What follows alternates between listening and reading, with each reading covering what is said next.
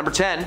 The Maui Fund scandal. Now, who would have guessed that the woman famous for handing out cars on her talk show is being canceled by the entire world? Why? Well, Oprah made a career-ending mistake when herself and Dwayne Johnson broke the one rule of being a billionaire. Don't ask poor people for their money. Last week, Oprah and The Rock announced that they would be starting a relief fund for the victims of the Maui wildfires. The People's Fund of Maui was given a solid $10 million to get off of the ground. $10 million donated by Oprah and Dwayne combined. So why is it just Oprah that's getting so much hate online? Well, it's because she has a net worth of roughly $2.8 billion. Billion with a B. The world is collectively furious at Oprah for having the audacity to ask working class citizens for charity when most people can barely afford to put food on their tables. The Rock and Oprah donated $5 million each to give the fund a head start. Well, guess what? $5 million to Oprah Winfrey is like $500 to us. Like, it's still a lot, but it's chump change to her. Oprah addressed all the hate online, telling the Daily Mail that she was disappointed in the reactions from the world. Rather than focusing on the good things and the people of Maui, the world was mad that she asked them to give her a nickel. Well, Oprah has yet to confirm if she'll be donating any more to the fund, but so far it's not looking like she will. Number 9. Her controversial beliefs. Oprah has had plenty of controversial people on her show, from so-called medical experts to psychologists to celebrities. Whatever is good for TV, it's good for Oprah. One particular incident that caused a ton of backlash for Oprah was when she did an interview with Suzanne Summers. She was brought onto the show to share her beauty secrets on how she was able to look so young. According to Summer, this treatment that she does on a regular basis will help. Suzanne claims that she rubs estrogen cream into her skin on one arm and smears progesterone in her other arm. Progesterone is just a fancy way of saying steroids. She also claimed that she took 60 supplements and vitamins a day, 40 in the morning and 20 before bed. What really stirred the pot was this woman claiming to be a health expert and a so-called self-help author. But surprise, surprise, a doctor she is not. Medical experts started bashing Oprah, claiming that this type of extreme hormone therapy would actually be the cause of several diseases and illnesses. You know, like cancer. Despite Suzanne's claim that her specially made, non-FDA approved bioidenticals are natural and safe, they're actually just synthetic conventional hormones that you can buy from a pharmacy. Oprah did everything in her power to sell this idea to her audience, believing 100% that these methods were useful, and even claimed that she used the methods herself to make herself feel incredible. So this lady would rather risk her audience getting cancer than just telling them the truth. Solid. Number 8. The free cars. Who could forget Oprah's famous words? You get a car, everyone gets a car. The moment was historical on her series and was parodied time and time again, and it still does to this day. However, what many people don't know is that it was not as simple as, here are the keys, have fun. When someone gives out anything on television, there is always a catch. For Oprah's audience, the catch was that if they wanted to drive away in their brand new car, they would have to pay $7,000 in taxes first. While Oprah's studio would cover, the sales tax and the registration for the vehicles, the audience members were given a choice to either pay the $7,000 and take the car, or just kind of take the cash instead. The infamous moment on the show featured 11 real teachers who were, according to Oprah, in desperate need of a new car. They, along with the audience members, received keys in a box on camera that Oprah claimed to be for their new cars. Everything has a catch even now, though. For someone who is known for being super charitable and generous,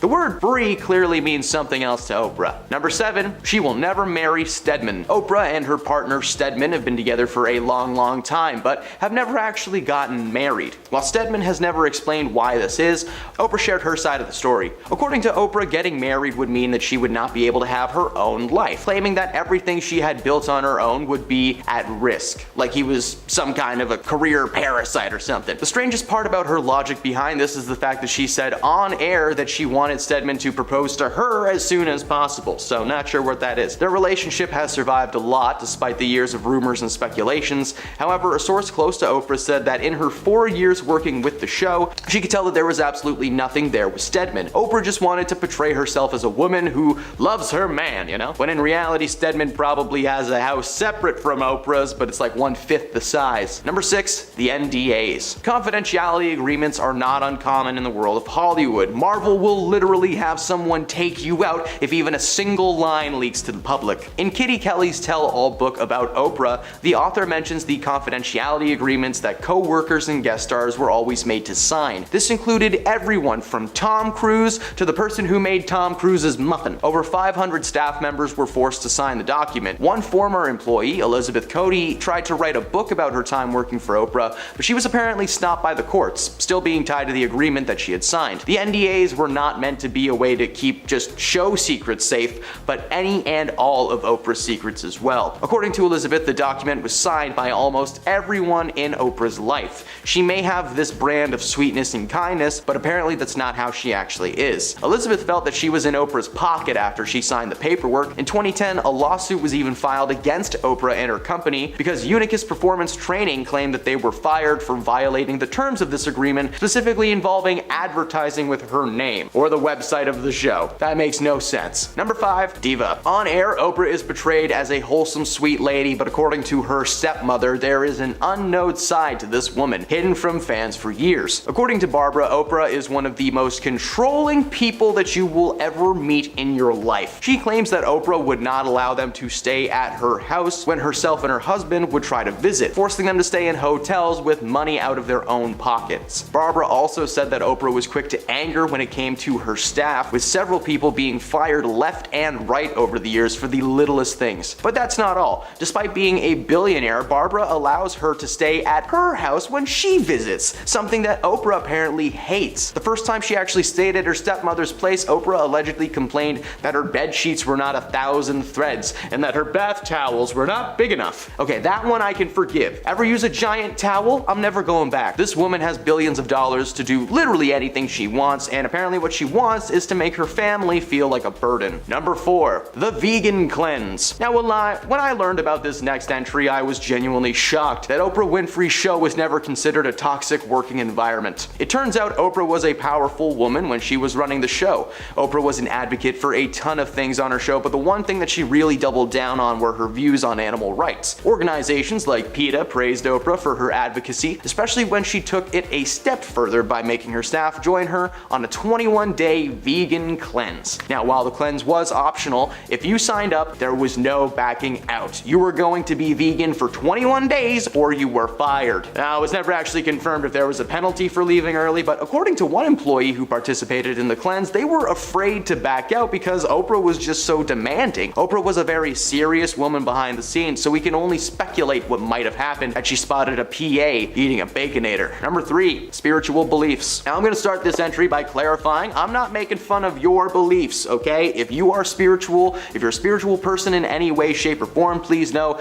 this entry is about Oprah and Oprah alone, okay? In an interview with Harper Bazaar, Oprah mentioned her daily morning routine that starts at 8:30 in the morning with various spiritual exercises. After reading Gathered Truth, she opens up an app called Bowl of Sake that delivers teachings of the Sufi, followed by some light meditation. The controversy here comes from Oprah inviting several self-fulfillment gurus onto her show and just gushing about one specific one named Guru Gary Sukhav's preachings. Now, Oprah herself has claimed to have secret spiritual knowledge about tapping into personal courage and giving general spiritual advice, but she stopped diving too deep into spirituality after this backlash from her fans and readers of her magazine. They just didn't like that about Oprah. Number 2, Wild Child. Several books have been published about Oprah over the years, some from her and some not. In her own book that she wrote, she revealed that growing up she was far from an easy kid to handle. When she was young, she was sent to live with her father Vernon after Oprah was caught stealing from her mother's purse. Despite being an on-screen persona known for charity and kindness,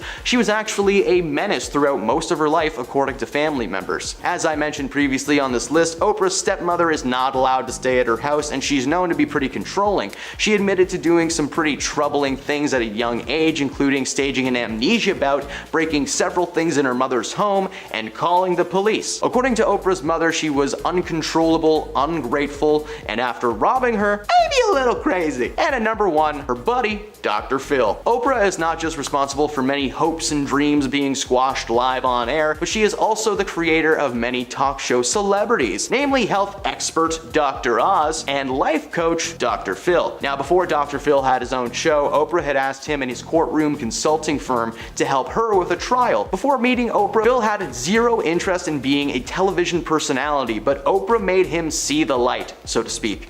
According to Phil, she helped him understand the power of these shows and what they were truly made for. For Phil, he brings people on his show who are struggling with personal issues that just so happen to be good for television. Remember that Catch Me Outside girl? Dr. Phil made her rich and famous. But it's not just Phil that's had some controversial moments though. Her other protege, Mr. Dr. Oz, has had some pretty rough moments. His show is centered around medicine and health, bringing so-called experts on every week. My mother loved this show. Oprah was partnered with both of these people, meaning that whatever their shows made, she got a little something for her trouble. She doesn't like to advertise how much she made from these programs, but considering how many episodes they have done and how long the programs have been on for, it's probably a lot. Number 10, fabricated memoir. Oprah launched her book club in 1996, a reading encouraging segment for her talk show that turned any book that she chose into a bestseller. In September of 2005, Winfrey picked A Million Little Pieces, a brutal and painful memoir by James Frett about his years-long struggle with substance control issues. Now, A Million Little Pieces became the best-selling nonfiction book of the year, and Frey was asked to appear on her talk show to discuss the book that Oprah called gut-wrenching. However, the following year, a news outlet ran a very expositive article about Frey after it was discovered that he had made up or juiced large portions of his memoir. For example, there is a section of the book that tells a story of Frey surviving a fatal train crash that took the lives of 2 teenagers. Yeah, he was never on that train, nor did he have any involvement in that situation. That was just something he thought it was neat to put in his book. Weeks after the article broke, Oprah asked Frey to return to the show where he faced livid viewers and an even more livid Oprah. She told James that she felt duped and betrayed, a feeling that was shared by her audience and millions of readers around the world. She asked why James felt the need to lie to herself and to her readers,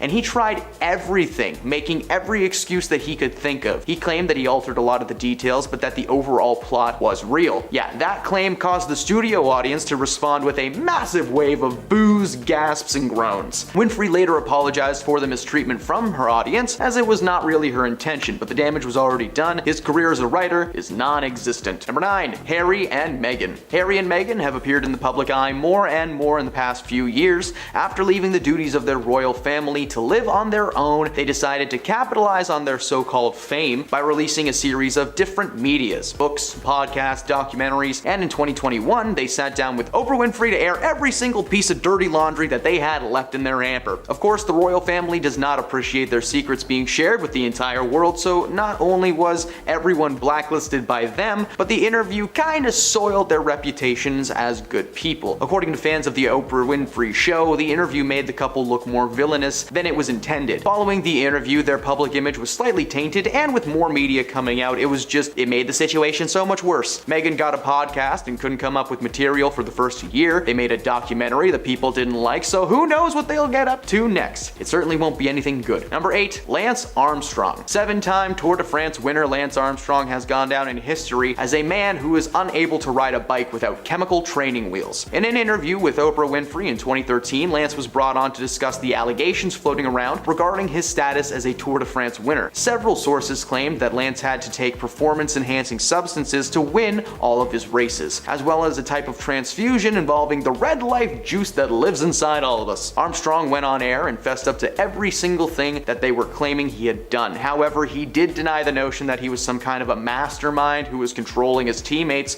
and forcing them to join in his extracurricular activities. But amidst his admission of guilt, say that 10 times fast, I can't even do it once, there was a moment where he tried to pin the situation on his battle with cancer. He wraps it up by saying he should have tried harder to cancel the culture rather than create more of a problem. He was stripped of all 7 Tour de France titles and has since lived in exile among the cycling world. Number 7, where's the beef? In spring of 1996, the United Kingdom apparently experienced an outbreak of bovine spongiform encephalopathy, or mad cow disease, because I can't pronounce that. According to the FDA, the disease destroys cows' central nervous systems, and if humans eat the infected meat, we get zombies. No, but they can contract a deadly variant called Creutzfeldt-Jakob disease. During the mad cow scare, the Oprah Winfrey Show booked Howard Lyman. The former cattle rancher had adopted a vegetarian lifestyle and went to work for the Humane Society's Eating with Co-Science Animal Welfare campaign, and he appeared on the show to discuss the threat of mad cow disease to Americans. He pointed out that feeding the remains of a cow to an infected cattle or other animals could facilitate the spread, and that such practices were common in the United States. Oprah was stunned and vowed that she would never eat a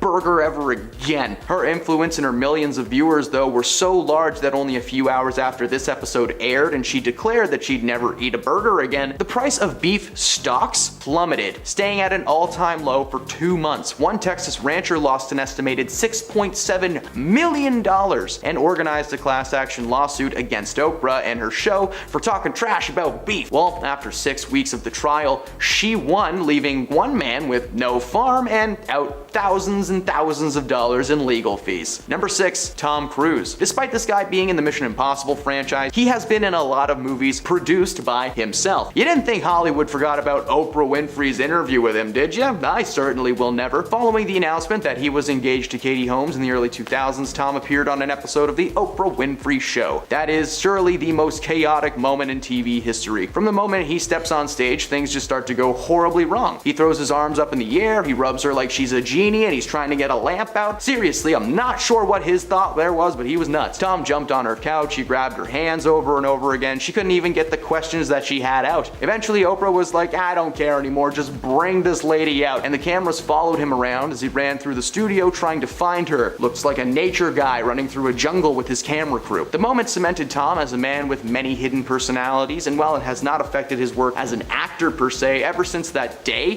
whenever he's brought in for press or any kind of interviews, all entrances and exits must be locked. Again, this guy may be in movies still, but it's rarely anything new or exciting. Number 5, Jay Leno. In 2004, NBC announced that the late-night host Conan O'Brien would be taking over as the full-time host of The Tonight Show, replacing Jay Leno in 5 years. When those 5 years passed and it was time to upgrade, NBC did not want to lose Leno to another network, so they gave him his own talk show in a primetime spot. The Jay Leno Show failed to capture an audience, and The Tonight Show with Conan O'Brien was not an instant ratings smash. So, by the early 2010s, NBC had dismissed Conan and threw Jay back into the fold. Jay became public enemy number 1. People thought that he was the reason Conan lost his job. Oprah invited Leno onto the show to share his side of the story, and he didn't do much to save face. He wrote the entire thing off as dramatic and a mess, and then decided to play the victim card, claiming that he felt sucker punched by the backlash. He also admitted that when he announced his eventual resignation, that he was 100% lying to everybody's face. He wasn't getting out of there anytime soon. He then argued very passive-aggressively that NBC was right to reinstall him because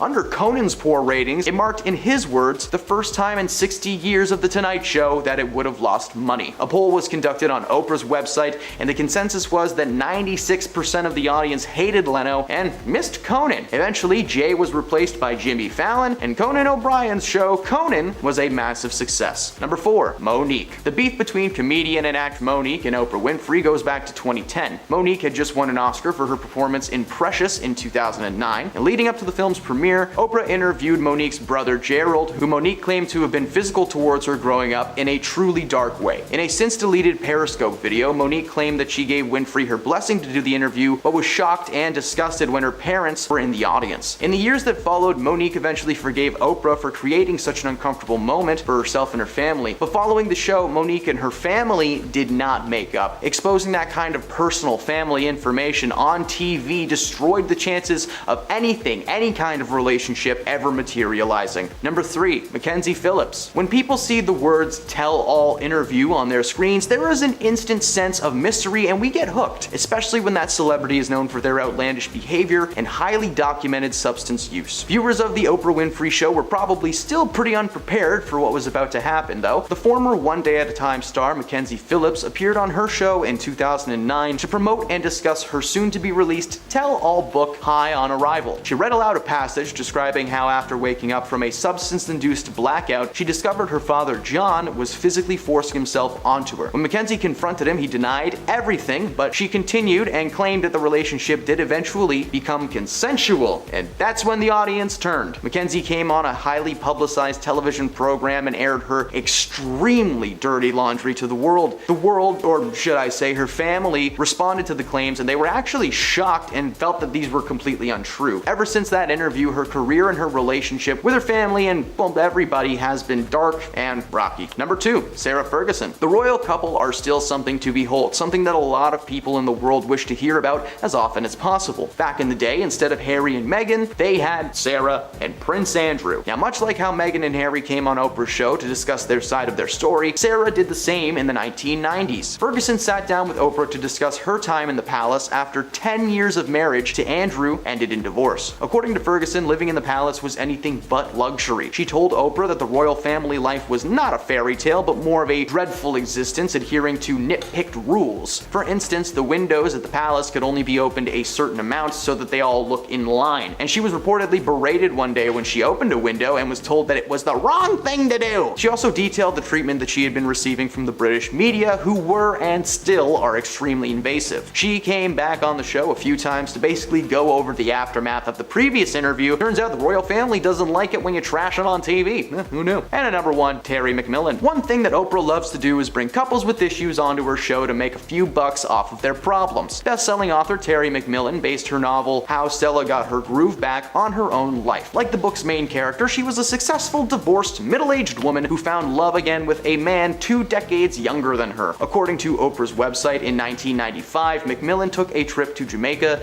and fell in love with a 20-year-old named Jonathan Plummer. Before long, they moved in together and got married, but they eventually split in 2005 when Plummer revealed that he was gay. Revealing the truth to the world resulted in a tabloid frenzy, and the couple started bad-mouthing each other to the press, with Plummer successfully suing his former wife for spousal support. The argument between these two came to a head thanks to Oprah Winfrey. Hosting both of them on her show in 2005, she allowed them to confront each other live on stage and let out all of their pain and frustration. Shortly after, McMillan sued Plummer for $40 million, citing emotional distress and destruction of reputation. The altercation on her show left McMillan feeling like she needed to make a statement, and she did. In doing so, she ruined the reputation of herself and her ex. Number 10, Cindy Crawford. Model and actress Cindy Crawford has called Oprah out over their 1986 interview that took place on her show, where Oprah asked the then 20-year-old to expose herself to the crowd. Crawford reflected on the interview in a new documentary called The Supermodels on Apple TV+.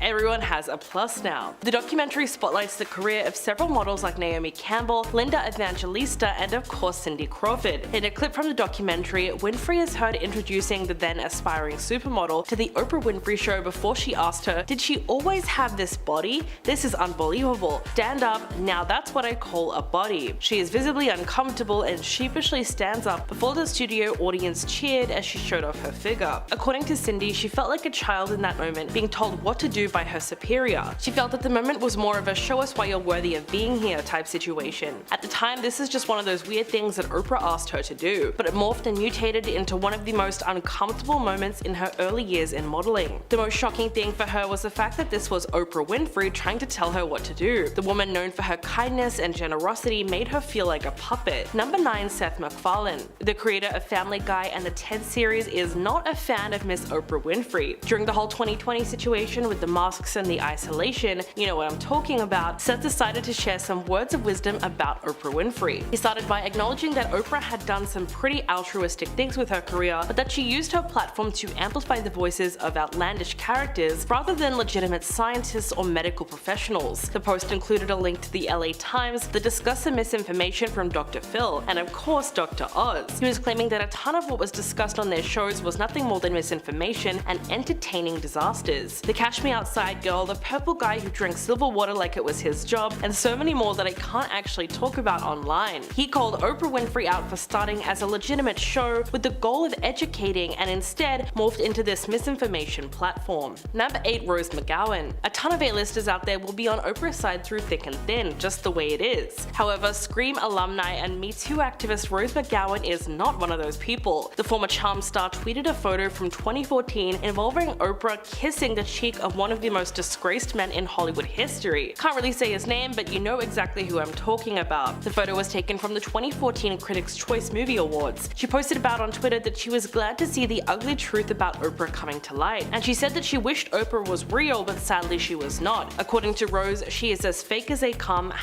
#lizard. Winfrey claimed that she did not know what was going on back then and regretted being so close to such a terrible man. A terrible man that I really wish we could talk about, but nope, that's not happening. Number 6, Kid Rock. So Kid has never really been shy about his opinions on anything, especially when it comes to Oprah. A while back, Kid Rock was escorted out of his own steakhouse in Nashville for ranting about Oprah in an alcohol-fueled tirade. He told TMZ that his PR team actually tried to get him on Oprah at one point, and apparently Oprah's team wanted Kid to write down 5 reasons why he loved their show. He then said F that and threw away the offer. Over the following years and to this day, he has tweeted his opinions and feelings towards Oprah, with a big summary being that he just doesn't vibe with her, literally saying that he could not explain why. Well, maybe it was because he didn't believe that she was nice or charitable, but that he was certain that she was secretly a menace, and look where we are now. Number 6. Mel Gibson. There has been a ton of misinformation spread across the internet since this whole Oprah situation has gone down. For a while, people really believed that Jason Momoa and Tom Hanks had inside information on Oprah, and that it needed to be shared with the world. But that was all a lie, and neither of those people ever said a word about Oprah. Another celebrity brought into the mix for some reason is Mel Gibson, a man fueled by controversy. For the past few weeks, clips and comments have been making their way across the globe, alleging that Mel Gibson has the inside scoop on Oprah's secret agenda, ready to share it with the world. But that once again turned out not to be true. In fact, it was just someone who really loves using AI to try and make content. In fact, Mel has spoken out about claiming that he has never received inside info on Oprah and that he was fairly neutral on this so-called hate towards her. Number 5. Seal. This man may be known for his vocal chops, but he should also be known for meme-making abilities. Just days after the Golden Globes, Seal posted a meme on Instagram consisting of several photos of Oprah Winfrey cozying up with a man who I will not be naming.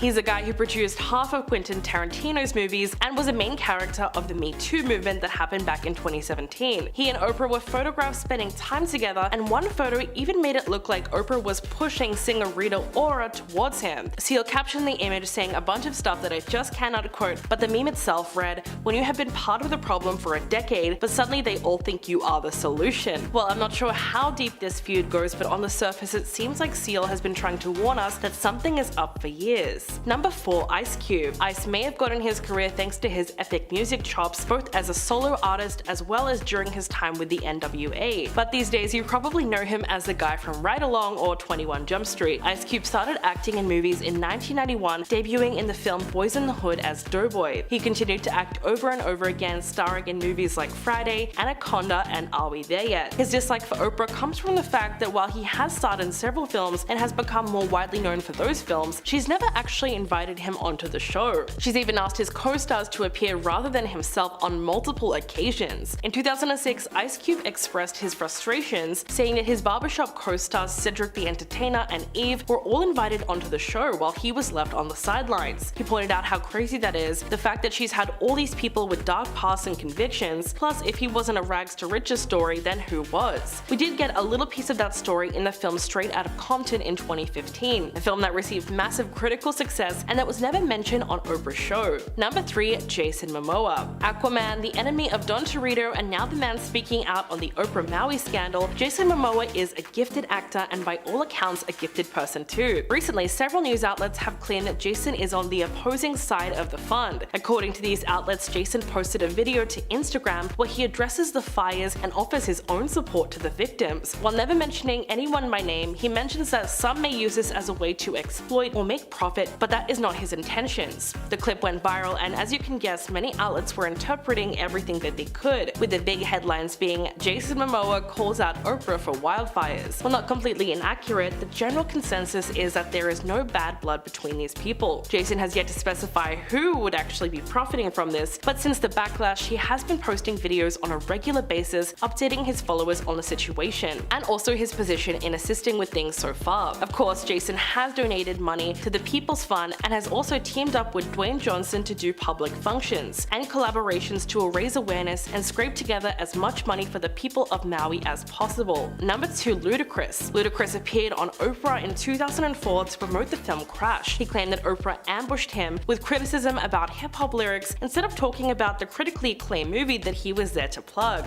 Ludacris has since claimed that Oprah edited the show to make herself seem more favorable to audience members. He said that during a separate interview that she had edited out a lot of his comments while keeping her own in. Of course, it is her show, but they were doing a show on racial discrimination, and she gave Ludacris a hard time as a rapper when he came on her show as an actor. He then revealed that his interview was extremely last minute, not knowing if it was a real thing roughly 24 hours before. Following the interview on Oprah, she pulled him aside to a green room where he claims to have been berated by her. According to Oprah, having a rapper on her show made her feel like she was empowering them. He said that it was like being at someone's house who really doesn't want you there, and at that point he had already been very uncomfortable, but that was a little cherry on top. Her main concern was his use of the N-word in lyrics, but he quickly pointed out the hypocrisy of having people like Dave Chappelle and Chris Rock on the show. These guys were also famous for using the slur in their sets. Oprah's shadiness was on full display following that interview from Ludacris. Number 1 herself. Oprah is taking the top spot on a list of people exposing Oprah. Because yes, she has been doing it since day one. Her talk show is all about bringing the most vulnerable people onto her show to get views. She's brought in violence victims, health experts, fake psychologists, and convicted felons onto her program, all for the sake of profit. As the years went by, her style was adapted by more and more studios, creating shows like Dr. Phil and Dr. Oz, both equally as controversial. Not to mention a few years ago when she wrote a book detailing her early life and rise to the top, revealing some truly dark truths about her home life. She herself was considered to be a tyrant by her family, but it seems that whatever negative juju lived in that house, it really rubbed off on her.